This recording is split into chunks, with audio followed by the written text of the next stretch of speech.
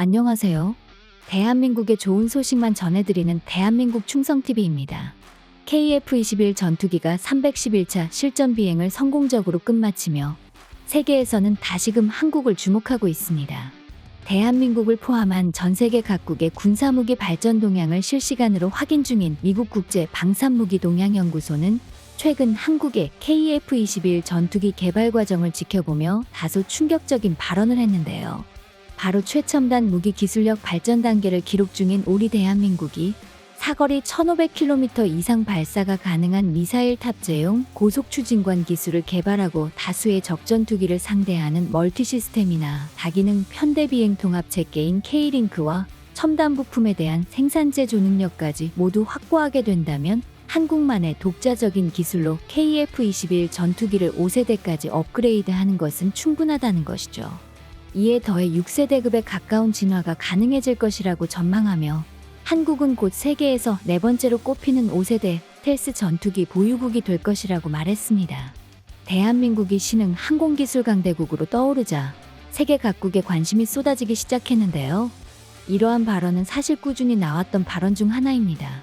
특히 우리 한국의 미래 방위계획 동향을 언급할 때 현무5 미사일의 개발 사안을 포함해 한 번도 빠지지 않고 나왔었던 발언이죠. 그런데 이외에도 미국 CSIS이 명확하게 주장하는 바가 있습니다.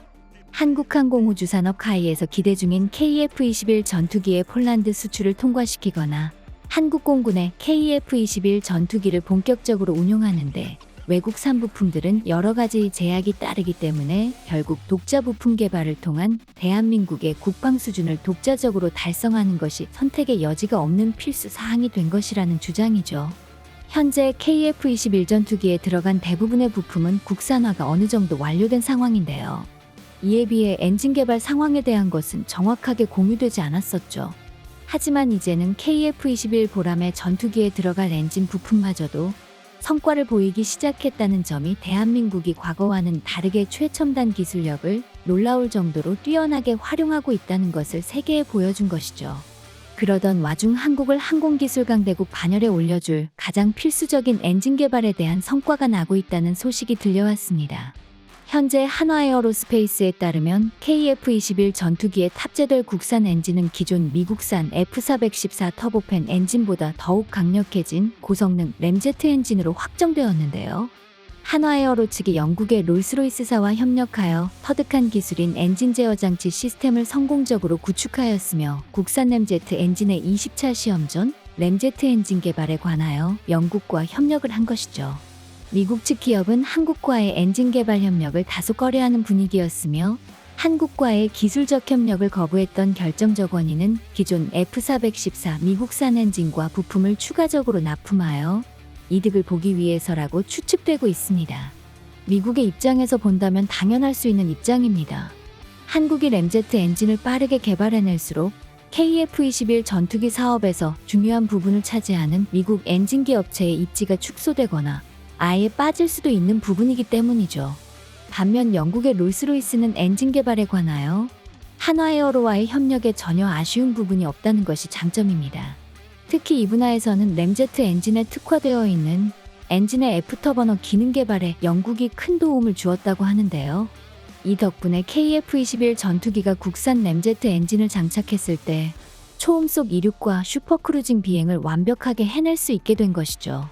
국산 램제트 엔진을 시험 이전 한화에어로가 아닌 한국항공우주산업 역시도 기존 KF-21 보람의 전투기에 탑재하던 미국산 F414 터보팬 엔진의 성능을 뛰어넘을 수 있는 5세대 초음속 전투기 램제트 엔진 실증 비행을 시험하겠다는 언급을 공식적으로 발표해 화제를 모으고 있습니다. 이처럼 최근 KF-21 전투기가 본격적으로 국산 엔진 다동과 시연을 시작했는데요. 이번 달 국산 엔진 시험을 시작하여 다음 달에는 무인 전투기 플랫폼을 통한 국산 엔진 시험을 완전하게 확정지을 것 같습니다. 무엇보다도 대한민국의 KF-21 전투기만의 독자적인 램제트 엔진을 개발하는 게 핵심 목표라고 언급했습니다. 이러한 KF-21 전투기의 엔진 국산화를 가장 경계하는 국가는 바로 중국인데요. 중국은 자국이 개발한 전투기인 FC-31을 전면에 내세워 홍보하고 있지만 그보다 뛰어난 성능과 세련된 외관에 한국산 제트 엔진까지 갖추고 있는 KF-21 전투기가 세계의 주목을 받을 수밖에 없죠. 현재 한국산 보람의 전투기의 엔진 개발 과정이 공개될 때마다 중국 언론의 반응은 대체적으로 믿을 수 없다는 경악의 반응입니다. 중국은 KF-21 전투기 프로젝트를 처음 시작할 때처럼 한국산 엔진을 비하하고 있습니다. 시험 비행 중 분명 결함이 생길 것이라며 한국의 기술력을 아직도 의심하는 태도를 보이고 있는데요. 한국은 늘상 있는 중국의 조롱을 신경도 쓰지 않는 듯 엔진의 시험 비행을 시작하겠다는 발표를 했죠. 한국이 목표로 하고 있는 KF-21 전투기의 국산 엔진 최대 출력은 약 44,000파운드로 중국의 엔진을 순식간에 초라하게 만들어버리는 놀랍도록 강력한 추력을 자랑합니다. 특히 KF-21 전투기 블록2가 고도의 열탐지 레이더 기술에 노출되지 않기 위한 다양한 스텔스 기술이 고안되고 있으며 그중 하나의 방법으로 엔진 배기 노즐부에는 한국형 스텔스 엔진 기술을 적용한다고 밝혔죠. 한국형 스텔스 기술로 인해 엔진 온도 하락과 저피탐 성능을 획기적으로 끌어올릴 수 있으며 일반적인 이은원형 노즐에 비해 일정 간격으로 여러 개 돌출된 형상을 가진 스텔스 형상을 전격 채용하였습니다. KF-21 전투기의 램제트 엔진 지상시험은 향후 2년간 반복 시험을 목표로 하고 있는데요.